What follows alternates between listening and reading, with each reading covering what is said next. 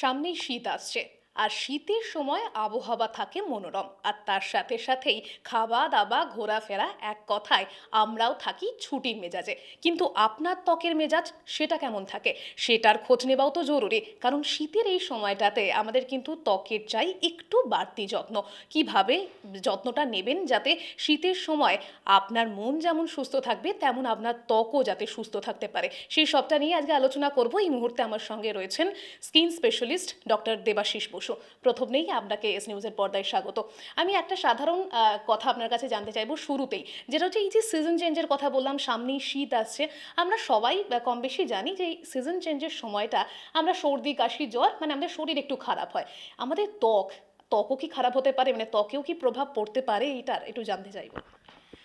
আপনি সিজন চেঞ্জের কথা বলছেন, নিশ্চয়ই এখন মরশুম পরিবর্তন হচ্ছে। কিন্তু কই গরমের আগে যখন শীত গিয়ে গরম এলো, তখন তো এই প্রশ্নগুলো আমায় করেননি। আজ কেন করছেন?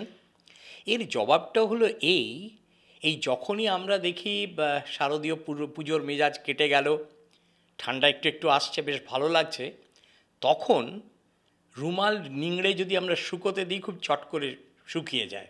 কেন? ওই যে দেখেন না, আবহাওয়ার খবরে বলে আজকে বাতাসে আপেক্ষিক আর্দ্রতা এত শতাংশ, ওই জলীয় ভাবটা কমতে থাকে বাতাসে। তো ফলে খুব সুবিধা, এই বর্ষার বিরক্তিকর অভিজ্ঞতা চলে গেছে, জামা কাপড় তাড়াতাড়ি শুকিয়ে যাচ্ছে, কিন্তু আমাদের ত্বকও শুকোতে থাকে। সেখান থেকে জল উবে যেতে থাকে বাতাসে, যদি খুব সহজ করে বলি। এবং তার ফলে ত্বক খসখসে হয়, ফেটে যায়, হয়তো বা কুটকুট করে, চুলকে ফেললে কেটে যায়। তো এই যে খসখসে হয়ে যায়, ফেটে যায়, কুটকুট করে, কেন? আবার একটা কেন, সেই প্রশ্নের উত্তরটা হচ্ছে এই যে জলই হচ্ছে ত্বকের নমনীয়তা কমনীয়তা বজায় রাখার প্রধান রসদ। এই জলটা ক্রমশ ত্বকে কমতে থাকে। এটাই হচ্ছে শীতের, অন্যান্য সমস্যাও হতে পারে, কিন্তু ত্বকের সমস্যার প্রধান কারণ। একদম। আপনি তো এই যে সমস্যাগুলোর কথা বললেন, তাহলে একদমই আমি অ্যাজ এ মানে যদি বলি সাধারণ মানুষ হিসেবে একটা প্রশ্নই মাথায় আসবে, যে এত তো সমস্যার কথা বলছেন, আগে ভাগে আমার ত্বকটা যাতে এই সমস্যাগুলো মুক্ত থাকে, তার জন্য সলিউশন হিসেবে সমাধান কি রয়েছে? এইখানে কতগুলো খুব বিপদ আছে। আপনাকে মনে রাখতে হবে যে আমরা ডাক্তাররা কিন্তু শরীরের মিস্ত্রি। ধরুন আমার বাড়িতে ইলেকট্রিক্যাল লাইন খারাপ হলো, আমি নিজে রিপেয়ার করতে গেলাম, বা আমার জলের লাইন খারাপ হলো, নিজেই সামলাতে গেলাম, তাতে যে বিপদ হয়, নিজে নিজেই বিপদগুলো সামলাতে গেলে সেই বিপদগুলোই ঘনিয়ে আসে। যেরকম সকলেই মনে করেন যে ময়েশ্চারাইজার ত্বকে জল ফিরিয়ে আনে, এটা কিন্তু সত্যি নয়। বাইরে থেকে যোগ করা জল বা শরীরের অভ্যন্তর থেকে আসা যে জল, সেইটাকে ধরে রাখার দায়িত্ব হচ্ছে ময়েশ্চারাইজারের। এটাই তার কাজ। আমাদের ডাক্তারি ভাষায়, পরিভাষায় বলবো, ময়েশ্চারাইজারকে 4টে গোত্রে ভাগ করা হয়। প্রথম হচ্ছে অক্লুসিভ, দ্বিতীয় হচ্ছে হিউমেকট্যান্ট, তৃতীয় হচ্ছে হাইড্রোফিলিক ম্যাট্রিসেস, আর 4 হচ্ছে ইমোলিয়েন্ট। আপনি বলবেন এইসব তো গাল ভরা ইংরেজি শব্দ, এ দিয়ে কী বোঝা গেল? হ্যাঁ, কিছুই বোঝা গেল না, কিন্তু একটু ব্যাখ্যা করলে সহজ হবে। অক্লুসিভ হচ্ছে, অক্লুশন মানে ইংরেজিতে হচ্ছে বন্ধ করে দেওয়া। এই যে জলটা উবে যাচ্ছে, আমি যদি সেই দরজাটা বন্ধ করে দিতে পারি, তাহলে অনেকটা রেহাই পাওয়া যাবে। তা সেই রকম কীভাবে করতে পারি? খুব সহজ করে একটা নাম বলছি, অনেকেই আপনারা চেনেন। একটা হচ্ছে পেট্রোলেটাম, পেট্রোলেটাম জেলই পাওয়া যায়। প্যারাফিন, বিভিন্ন ধরনের তেল, যেরকম নারকেল তেল, অলিভ অয়েল, কিংবা ল্যানোলিন। এটাও, ল্যানোলিনের প্রসঙ্গেও আমার মনে পড়ে যাচ্ছে, আমাদের ছোটোবেলায় একটা বিজ্ঞাপন হতো, ল্যানোলিন সমৃদ্ধ অমুক ব্র্যান্ড আর কি। ল্যানোলিন হচ্ছে বেসিক্যালি উলকে সিদ্ধ করলে যে ফ্যাট বেরিয়ে আসে, উল ফ্যাট, সেইটা হচ্ছে ল্যানোলিন। এইগুলো যদি ধরা যাক একটা আস্তরণ আমরা স্কিনের উপরে দিয়ে দিই, তাহলে জলটার উবে যেতে পারবে না। অক্লুসিভসের একটা বাড়তি সুযোগ আছে, বাড়তি সুবিধা আছে, সেটা হচ্ছে তারা এই স্কিনে যে ত্বকে যে ফাটলগুলো তৈরি হয়েছে, তার ভিতর দিয়ে নিচে পৌঁছে যায়, ফলে ফাটলগুলো জুড়ে যায়। আর ত্বক যেহেতু আমাদের শরীরের প্রাচীর, আমাদের শরীরকে রক্ষা করে, এই জুড়ে যাওয়াটা খুব জরুরি। তাই অক্লুসিভ এদিক থেকে খুবই উপকারী জিনিস। কিন্তু অক্লুসিভ মাত্রেই চটচটে, অস্বস্তিকর। এবার যদি আমরা যাই দ্বিতীয় শ্রেণীতে, হিউম্যাকট্যান্ট, এর মধ্যেও একটা তো খুবই চেনা, আপনাদের সবাই ব্যবহার করেছেন, আর একটাও কম বেশি এখন লোক জানতে শুরু করেছেন, সেটা একটা হচ্ছে গ্লিসারিন, অন্যটা হচ্ছে ইউরিয়া। এরা কি করে, এদের কাজ হচ্ছে জল টেনে নিয়ে ধরে রাখা। অর্থাৎ আমি যদি গ্লিসারিন হাতে লাগাই তাহলে সে কি করবে, সে বাতাস থেকেও জল টানবে, সে শরীরের অভ্যন্তর থেকে অর্থাৎ ত্বকের গভীরতর জায়গা থেকেও জল টেনে নেবে। মুশকিল আছে একটা, সেটা হচ্ছে এখন তো বাতাসে আর্দ্রতা নেই। যদি গরমকালে মাখি তাহলে বিন্দু বিন্দু ঘামের মতো ফুটে উঠবে। এখন যদি মাখি তাহলে শরীরের অভ্যন্তর থেকে জল টেনে তুলবে, কিন্তু খুব বেশিক্ষণ তো ধরে রাখতে পারবে না, আবার সেটা উবে যাবে। তাহলে আখেরে কিন্তু লাভের চেয়ে ক্ষতি হচ্ছে। তাই গ্লিসারিন সাধারণত দেখবেন শুধু ব্যবহার করা হয় না, তার সঙ্গে একটা অক্লুসিভ মিশিয়ে দেওয়া হয়, এটা বৈজ্ঞানিক ক্ষেত্রে। কিন্তু মানুষ তো অনেক সময় আপনারা জানেন যে অভিজ্ঞতা লব্ধ জ্ঞানকে ব্যবহার করে, এম্পেরিক্যাল নলেজ। তার ফলে কী হচ্ছে, আপনারা দেখবেন অনেকেই জলের সঙ্গে গ্লিসারিন মিশিয়ে বা গোলাপ জলের সঙ্গে মিশিয়ে ব্যবহার করেন। এখানে দুটো প্রশ্ন। এক নম্বর হচ্ছে সেই পুরনো প্রবাদ, তেল আর জল কি মিশ খায়?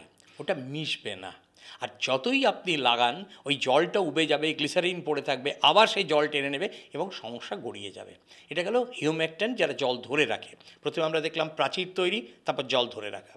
তৃতীয়টি হচ্ছে হাইড্রোফিলিক ম্যাট্রিসেস। কিছু বস্তু আছে, কিছু জিনিস আছে, কিছু আপনি বলতে পারেন ওষুধই আছে, যেগুলো যদি আমরা ব্যবহার করি তার একটা অদৃশ্য চাদর তৈরি করে স্কিনের উপরে।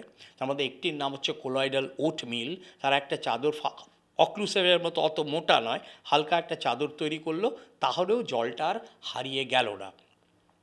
আর চতুর্থত আমরা আসবো ইমোলিয়েন্সের ক্ষেত্রে।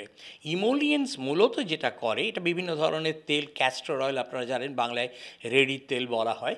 এরা যেটা করে ওই একই রকম ছড়িয়ে গিয়ে ফাটলের মধ্যে ঢুকে গিয়ে একটা খুব মানে কি বলবো, ত্বকে একটা আরামের আবহ তৈরি করে, সুদিং মনে হয় একটা যেন স্কিনে, সেইটা তৈরি করে। এই মূলত এই চারটে গোত্রের ময়েশ্চারাইজার আমাদের ডাক্তারি শাস্ত্রে আছে। এগুলো বিভিন্ন অনুপাতে মিশিয়ে প্রসাধনী বলুন বা আমাদের ডাক্তারি ওষুধ বলুন, সেগুলো তৈরি করা হয়। সেই ছোটোবেলায় আমরা পড়েছিলাম না অঙ্কে, পারমিউটেশন কম্বিনেশন, অজস্র রকম কম্বিনেশন হতে পারে, সেগুলো তো বলে শেষ করা যাবে না। একদম। তো এই জায়গাতে দাঁড়িয়ে কোন স্কিনের জন্য কোনটা পারফেক্ট, মানে ধরুন যাদের অয়েলি স্কিন রয়েছে, যাদের ড্রাই স্কিন রয়েছে, তারা ঠিক কোনটা মাথায় রেখে, কারণ বাজারে তো নানা রকম ময়শ্চারাইজার ব্যবহার দেখা যাচ্ছে যে চলছে, তো আমার জন্য কোনটা কারেক্ট, কোন ইনগ্রেডিয়েন্টসগুলো মাথায় রেখে আমি কিনবো যাতে তার কোনো সাইড এফেক্ট আমার স্কিনে দেখা না দিতে পারে, সেটা যদি একটুখানি বলে দেন। প্রথমত, সব ময়েশ্চারাইজার সবার জন্য নয়।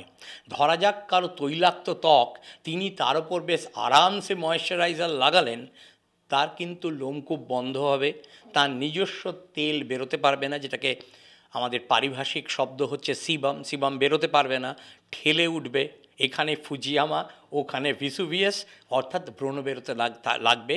এগুলোকে আমরা বলি কোমেরোজেনিক সাবস্টেন্সেস। এই কোমেরোজেনিক সাবস্টেন্স কিন্তু তৈলাক্ত ত্বকে লাগাবার কথা নয়। আবার যার ত্বক খুব শুষ্ক, তিনি যদি না মাখেন তাঁর ত্বক ফেটে যাবে। তৃতীয়ত, মুখে যেটা উপযোগী সেটা হয়তো দেখা যাবে হাত পায়ের তালুতে উপযোগী নয়।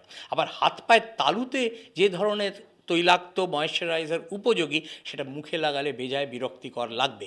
কাজেই এটা নিজে নিজে নির্ধারণ করাটা খুব মুশকিল। অন্তত একবার একজন ত্বক বিশেষজ্ঞকে যদি দেখিয়ে নেন, তিনি বলে দেবেন যে আপনার মোটামুটি আপনার এই ছক, এই ধরনের জিনিস ব্যবহার করবেন।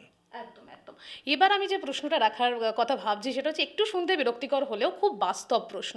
সেটা হচ্ছে শীতের সময়টা আমরা জেনারেলি কেউ ঘামি না, মানে অত্যধিক কাজ করলেও আমাদের মধ্যে সেই টায়ার্ডনেসটা কাজ করে না আবহাওয়ার জন্য। তো এই সময়টা অনেকেরই একটা টেন্ডেন্সি থাকে যে আজকে তো বেশ ঠান্ডা পড়েছে আর তেমনভাবে অস্বস্তিও শরীরে হচ্ছে না, তো আজকে স্নানটা স্কিপ করে গেলাম, অসুবিধা কী আছে। কিন্তু এর প্রভাবটা স্কিনে ঠিক কোন জায়গায় পড়তে পারে? আপনাকে প্রথমেই বলেছি, ময়েশ্চারাইজার কিন্তু ময়েশ্চার দেয় না, ময়েশ্চার হচ্ছে জল।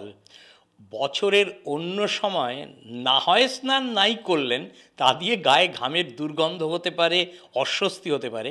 শীতে অবশ্যই স্নান করবেন, এবং সেটা অতিরিক্ত গরম জলে নয়।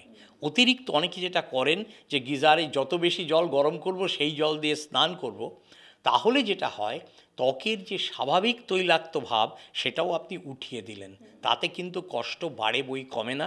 অবশ্যই স্নান করবেন, ময়েশ্চারাইজার যদি লাগাতে হয় সেটা নিশ্চয়ই ভিজে ত্বকে লাগাবেন, তবেই উপকারিতা পাওয়া যাবে।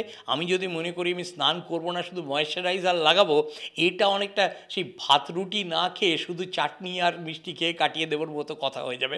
সেটা তো খুব লোভনীয় শোনাতে পারে, কিন্তু কাজে সুবিধা হবে না। একদম।